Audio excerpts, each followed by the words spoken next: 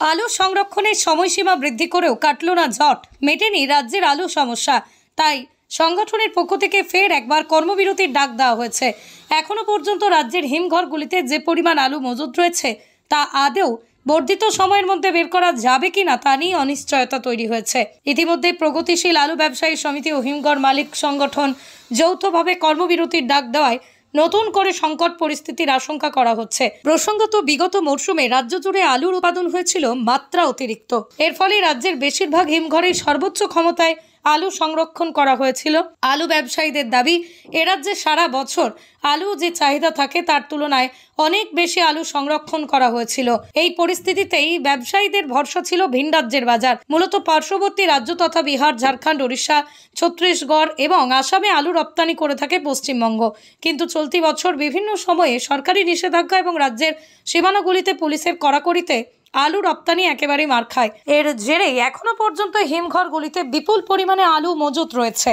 এদিকে সরকারি নিয়ম অনুযায়ী 30শে নভেম্বরের মধ্যে হিমঘরগুলি খালি না হয় গতকালই নোটিশ জারি করে হিমঘরগুলিতে আলু সংরক্ষণ সময়সীমা 31শে ডিসেম্বর পর্যন্ত বৃদ্ধি করেছে রাজ্য সরকার। কিন্তু তারপরেও জটিলতা কাটেনি। চলতি সপ্তাহের গোড়া থেকেই রাজ্যের সীমানাগুলোতে আলু রপ্তানির ক্ষেত্রে কড়াকড়ি শুরু হওয়ায় নতুন করে সংকট তৈরি হয়েছে।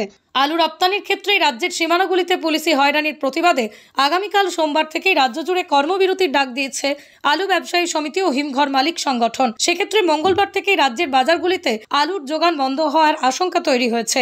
এর ফলে আলুর দামও বৃদ্ধি হতে পারে। তবে এই পরিস্থিতিতেই এক প্রকার বাধ্য হয়ে আলু রপ্তানির ক্ষেত্রে রাজ্যের সীমানা শিথিল করার দাবিতে কর্মবিরতির পথে হাঁটতে হচ্ছে বলেই জানিয়েছে পশ্চিমবঙ্গ প্রগতিশীল আলু ব্যবসায়ী সমিতির উপদেষ্টা বিভাস দে। কর্মবিরতি আমরা ডাকতাম না, কিন্তু আমাদেরকে কর্মবিরতি ডাকতে বাধ্য করা হয়েছে।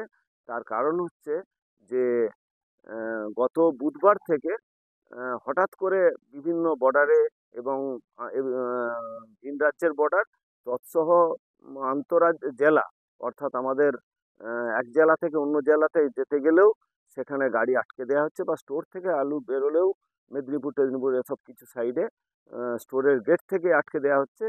যে কারণে আমরা বারংবার আবেদন নিবেদন জানিয়েও কোনো সুফল পাইনি। গতকাল আমরা তারকেশ্বরে আমাদের ব্যবসায়ী সমিতির হলে একটি সভা করেছিলাম।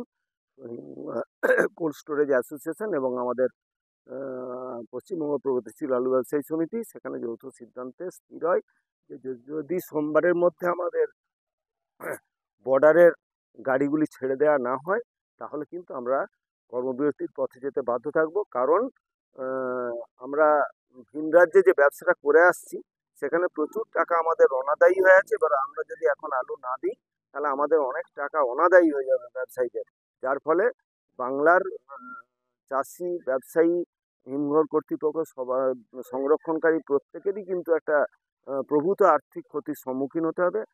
সেই কারণে আমরা বাধ্য হয়েছি এই কর্মবিরতির ডাক। পশ্চিমবঙ্গ সরকার অনুমোদিত স্বাস্থ্যসাথী মান্যতাপ্রাপ্ত রোগী পরিষেবার বিশ্বস্ত প্রতিষ্ঠান দামোদর হেলথ কেয়ার।